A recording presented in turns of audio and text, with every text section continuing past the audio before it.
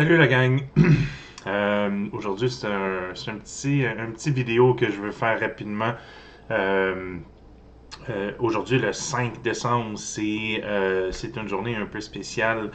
En fait, ce serait l'anniversaire de mon papa. Mon papa qui est décédé malheureusement, ça fait déjà 2 ans.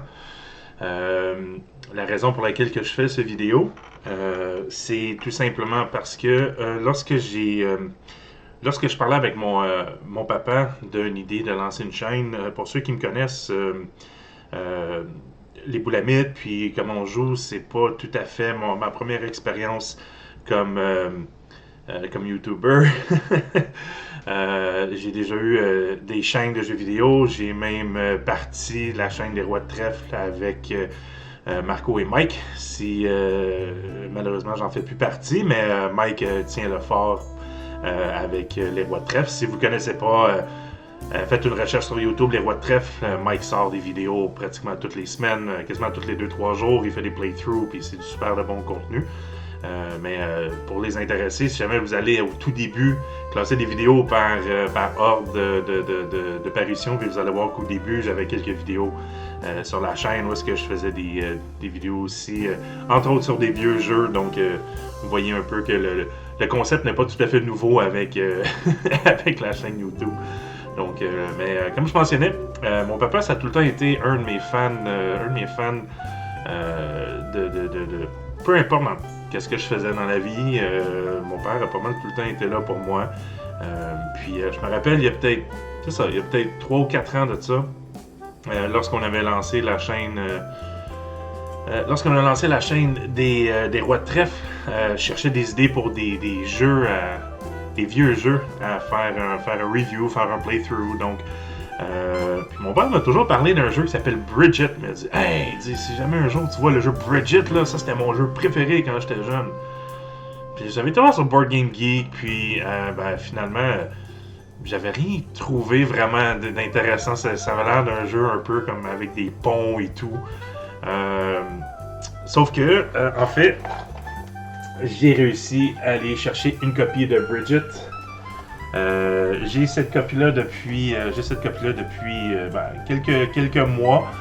Donc mon père était déjà décédé, mais lorsque j'ai vu que quelqu'un vendait Bridget, je me suis dit, ah, sais-tu quoi?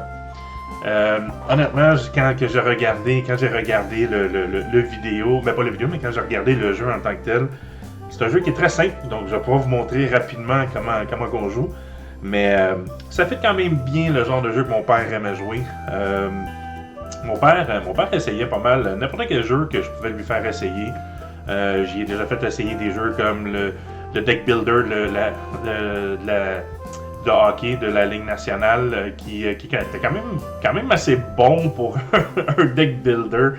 Que c'est basé, je pense, sur DC, le deck builder de DC. Si je me trompe pas, c'est le même système.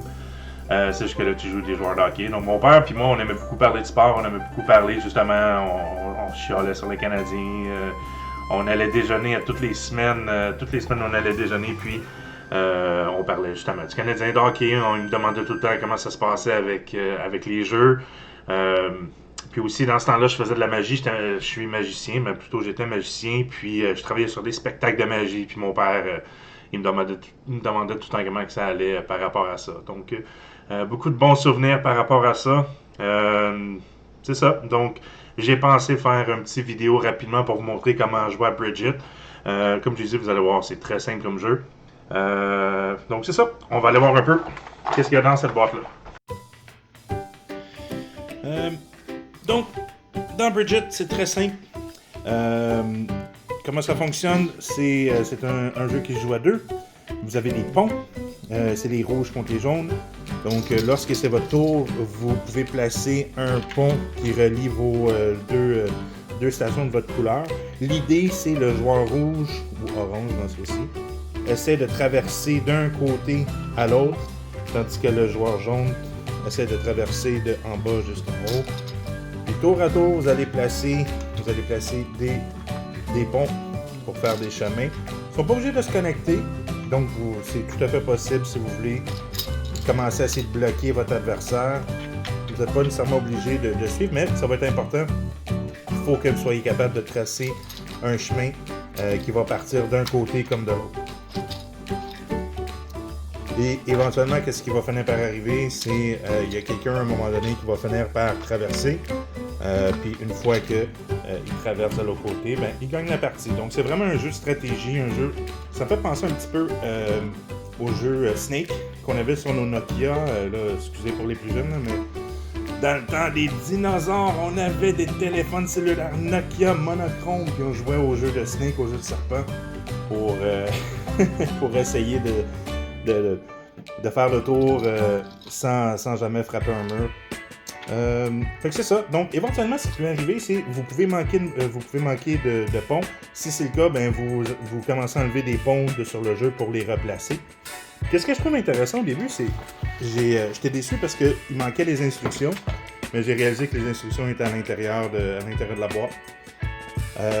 Donc c'est ça, je vous le montre rapidement. Qu'est-ce qui est vraiment le fun, c'est que vous avez différents niveaux. Il vous suggère de jouer avec seulement 12 pions, 10 pions ou 8 pions. Donc, parce qu'oubliez pas qu'une fois que vous avez plus de ponts, ben vous devez réutiliser les anciens. Fait que si vous vous limitez à 8, vous devez absolument, éventuellement, vous n'aurez pas le choix d'ouvrir la voie à votre adversaire. Donc, vous pouvez essayer de prévoir un peu par où ce que la personne va passer. Fait que, encore une fois, un jeu très simple. Comme je dis, c'est pas tout à fait le jeu qui va avoir le plus de contenu, mais comme je dis, c'est une demande spéciale de mon papa. Donc, c'est ça, on va aller pour le mot de la fin. Donc, c'est ça, comme vous pouvez voir, c'est un jeu qui est quand même assez simple. Mais comme je dis, c'est un jeu que j'ai essayé rapidement avec un de mes amis. Puis finalement, on a eu du plaisir. Comme je dis, c'est pas tout à fait le genre de jeu qu'on joue très souvent. Le jeu date des années 60, si je me trompe pas. Donc c'est certain que les jeux n'étaient pas pareils comme ceux d'aujourd'hui. Mais comme je dis, c'est un beau petit jeu simple, ça s'explique rapidement. C'est le genre de jeu que tu peux prendre tu peux jouer en prenant un café, tu peux jouer avec mon oncle, ma tante, s'ils sont pas des gros gamers. Puis une fois que vous avez fini ça, ben là vous sortez Gloomhaven. Vous dites OK, maintenant que tu es capable de jouer à Bridget, on va jouer à Gloomhaven. Inquiète-toi pas, c'est quasiment la même affaire. Fait que c'est ça. Donc comme je disais, j'ai beaucoup de bons souvenirs avec mon papa. Beaucoup de souvenirs de jouer à Battlestar Galactica. On aimait beaucoup jouer à Chinatown. Chinatown, c'était un de nos jeux favoris. Mon papa aimait beaucoup Power Grid.